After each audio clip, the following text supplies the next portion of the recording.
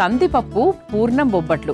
సాధారణంగా అంటే బొబ్బట్లు అనేవి అందరికీ తెలుసు. కొంతమంది కందిపప్పుతో చేస్తారు, కొంతమంది శనగపప్పుతో చేస్తూ ఉంటారు.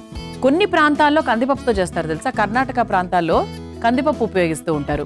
మరి ఈ రోజు మన అమృతంలో కందిపప్పు పూర్ణం బొబ్బట్లు ఎలా తయారు చేయాలో చూద్దాం. ముందుగా కావాల్సిన పదార్థాలు ఏంటో తెలుసుకుందాం.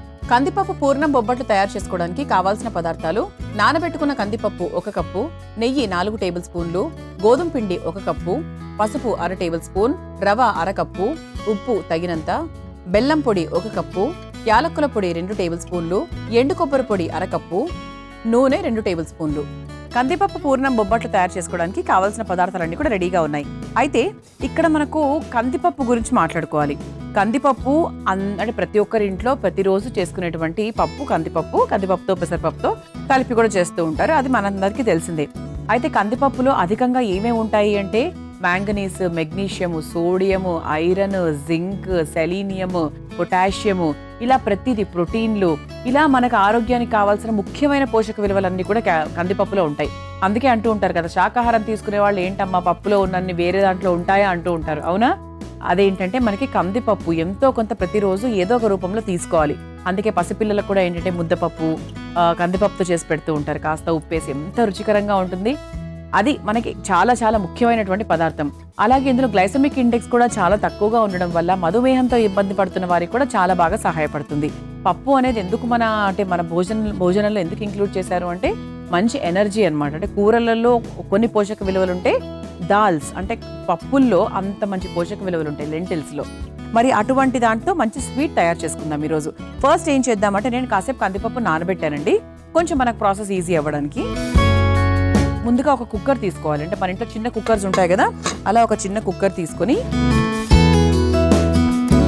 స్టవ్ వెలిగించేసుకొని మనం నానబెట్టుకున్నటువంటి కందిపప్పు ఏదైతే ఉందో అది కాస్త వేసేసుకుందాం. వేసేసుకొని చాలా కొంచెం నీళ్లు పోసుకొని కందిపప్పును మనం మ్యాష్ చేసుకుంటే బాగా మెత్తగా అయిపోయేటట్టుగా మనం కాస్త నీళ్లు పోసుకొని ఉడికించుకుందాం. ఓకే,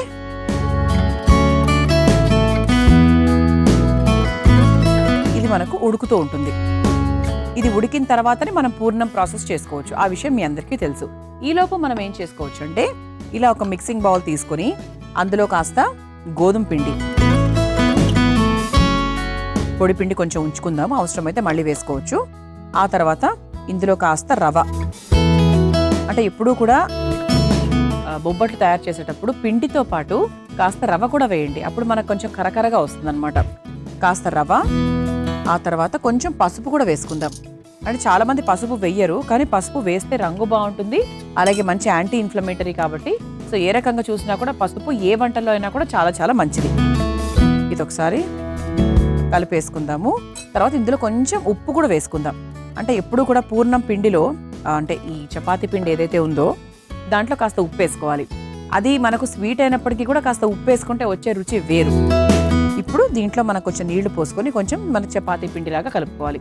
అయితే బొబ్బట్లు కొంతమంది చాలా పెద్ద సైజుతో చేస్తారు, కొంతమంది చిన్న బొబ్బట్లు ఇంత మాత్రమే చేస్తారు. నేను ఇప్పుడు అదే సైజు తయారు చేయబోతున్నాను.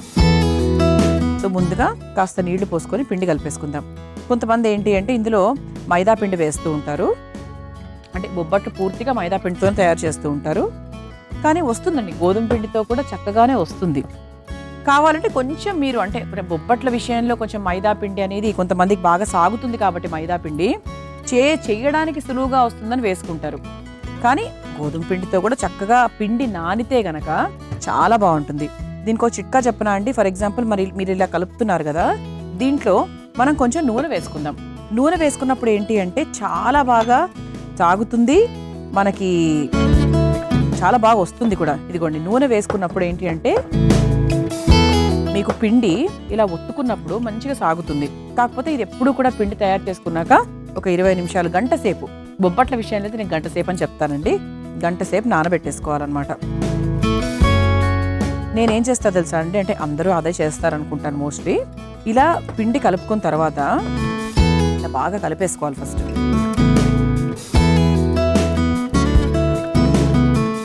ఇలా పిండి బాగా కలిపిన తర్వాత పైన కొంచెం ఆయిల్ వేసుకోవాలి, ఇలా అంటే నానడానికి అనమాట. ఇలా మనకు నూనెలో నానబెట్టామనుకోండి ఇంకా చాలా నీట్గా వస్తుంది. అలా నేను నానబెట్టి దానికి మూత పెట్టేసి 1 గంట పాటు ఉంచేస్తా. ఈ లోపు మిగతా వేరే వంటలు అవి కూడా చేసుకుంటాం. పండగల టైంలో ఎక్కువగా మనం చేస్తూ ఉంటాం కదా, అలా అన్నమాట. ఇది ఈ విధంగా మనం చక్కగా రెడీ చేసేసుకున్నాం. ఇప్పుడు ఇది పక్కన పెట్టేసుకుందాం ప్రస్తుతానికి. మనకి ఈలోపు చక్కగా 1-2 విజిల్స్ వచ్చిందనుకోండి, కందిపప్పు నానబెట్టాం కాబట్టి ఉడికిపోతుంది కూడా. ఓకే,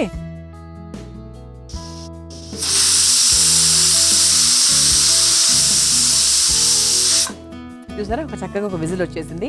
మనం ఒకవైపు పిండి తడుపుకునే లోపు విజిల్ కూడా వచ్చేసింది. అంతేనండి, ఇంకొక 2 విజిల్స్ వస్తే సరిపోతుంది. చూద్దాం.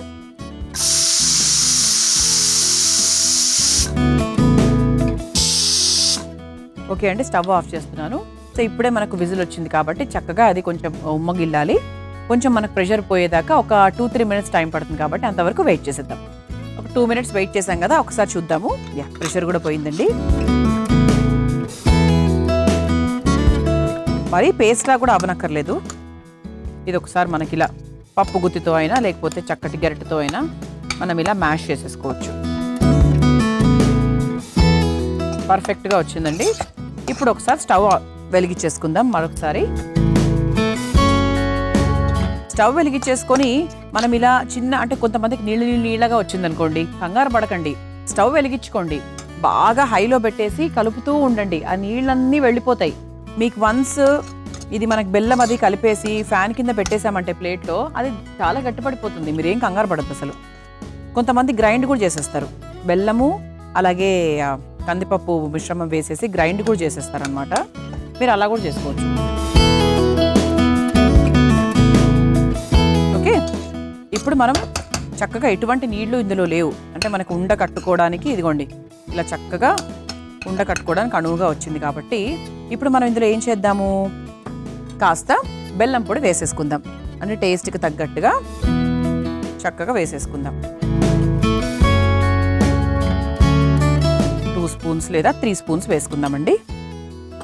ఆ తర్వాత కాస్త యాలక్కుల పొడి కూడా వేసేసుకుందాం. సరిపోతుంది. ఇప్పుడు ఒకసారి బాగా కలిపేసుకుందాం.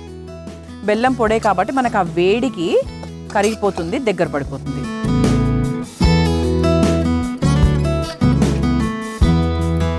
ఇది ఒకసారి చక్కగా కలిపేసుకుందాం. చూసారా, మనం ఎటువంటి నీళ్ళు పోయాల్సిన అవసరం లేదు, అందుకే బెల్లం పొడి తీసుకున్నాను నేను.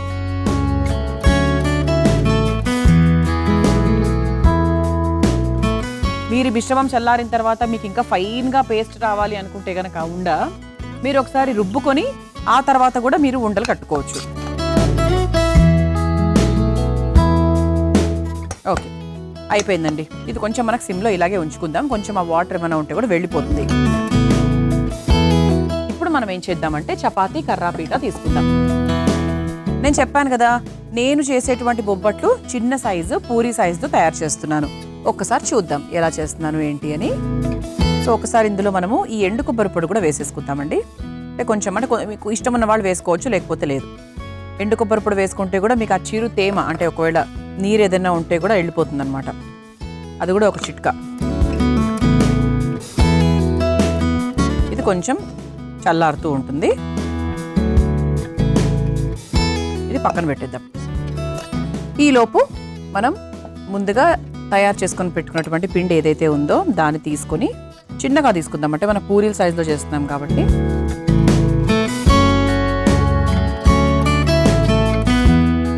కొంచెం పొడి పిండి వేసుకుని, అసలు కర్ణాటక వైపు అయితే అంటే మనం చూస్తూ ఉంటాం కదా, చేత్తోనే చేసేస్తూ ఉంటారు. అసలు చేతితో టకటక చేసేస్తారు. ఎంత అంటే ముచ్చటగా ఉంటుందో కొన్ని చూస్తుంటే. ఇలా చక్కగా కాస్త నెయ్యి తీసుకుని నెయ్యితోనే చేసేసుకోవచ్చు.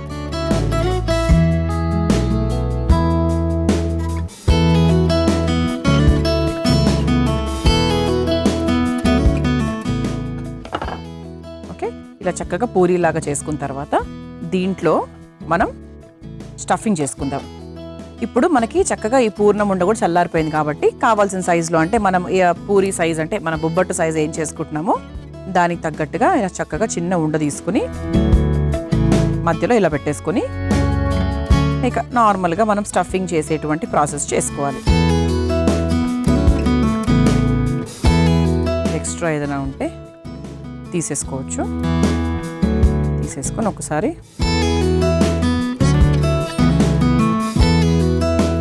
రౌండ్గా కలిపేసుకుని కొంచెం మనకు పొడిపిండి వేసుకుంటూ దీన్ని ఒత్తేసుకుందాం. ఇలా ఇది కూడా మనకు చాలా సింపుల్గా లైట్గా ఒత్తుకోవాలండి. నేనంతా చెప్పాను కదండి, నేను చిన్న సైజులో తయారు చేసుకుంటున్నాను కాబట్టి చిన్నగా వేసాను. ఇలా చక్కగా మన బొబ్బట్లాగా తయారు చేసుకున్నాం కాబట్టి ఇటు మనం తవ్వ కూడా వేడి చేసేసుకుందాము. తవ్వ వేడైన తర్వాత మనం చక్కగా తయారు చేసుకున్నటువంటి బొబ్బట్టును నేతితో 2 వైపులా కాల్చుకోవాలి. నేతితో ఎందుకు అంటే నేతితోనే రుచి ఉంటుంది కాబట్టి.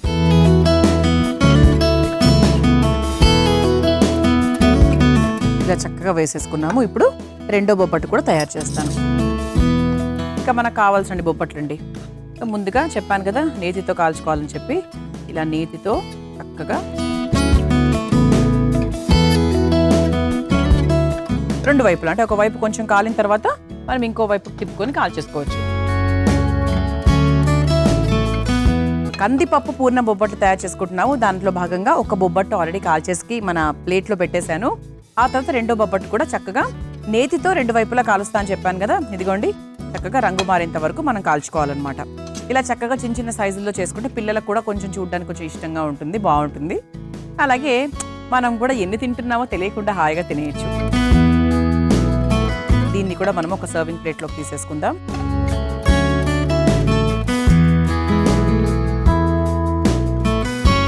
మనము చక్కగా దీని పైన నుంచి కూడా కాస్త నెయ్యి వేసుకోవచ్చండి, బాగుంటుంది. అంటే బొబ్బట్టుకు నెయ్యే అండి, బొబ్బట్టుకు పూర్ణాలకు వీటన్నిటికీ కూడా నెయ్యే. చూసారు కదా, ఇలా చక్కగా కందిపప్పు పూర్ణ బొబ్బట్లు చాలా సులభంగా తయారు చేసేసుకున్నాము. మరి మీరు తయారు చేసుకోవాలనుకుంటే కావాల్సిన పదార్థాలు, తయారు చేసుకునే విధానం మరొకసారి చూసేయండి. కందిపప్పు పూర్ణం బొబ్బట్లు తయారు చేసుకోవడానికి కావాల్సిన పదార్థాలు: నానబెట్టుకున్న కందిపప్పు 1 కప్పు, నెయ్యి 4 టేబుల్ స్పూన్లు, గోధుమ పిండి 1 కప్పు, పసుపు 1/2 టేబుల్ స్పూన్, రవ 1/2 కప్పు, ఉప్పు తగినంత, బెల్లం పొడి 1 కప్పు, యాలక్కుల పొడి 2 టేబుల్ స్పూన్లు, ఎండు కొబ్బరి పొడి 1/2 కప్పు, నూనె 2 టేబుల్ స్పూన్లు. కందిపప్పు పూర్ణం బొబ్బట్లు తయారు చేసుకునే విధానం: ముందుగా స్టవ్ వెలిగించి ఆవిరి పాత్రలో నానబెట్టుకున్న కందిపప్పును వేసి కాస్త నీళ్లు పోసి ఉడికించుకోవాలి. ఇప్పుడు ఒక మిక్సింగ్ బౌల్లో గోధుమ పిండి, కాస్త రవ, కొంచెం పసుపు, ఉప్పు వేసి అందులో కాస్త నీళ్లు, నూనె కూడా పోసి ముద్దలాగా కలుపుకోవాలి.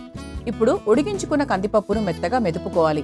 తర్వాత అందులో బెల్లం పొడి, యాలకుల పొడి, ఎండు కొబ్బరి పొడి వేసి కలిపి చల్లార్చుకొని ఉండలు చేసుకోవాలి.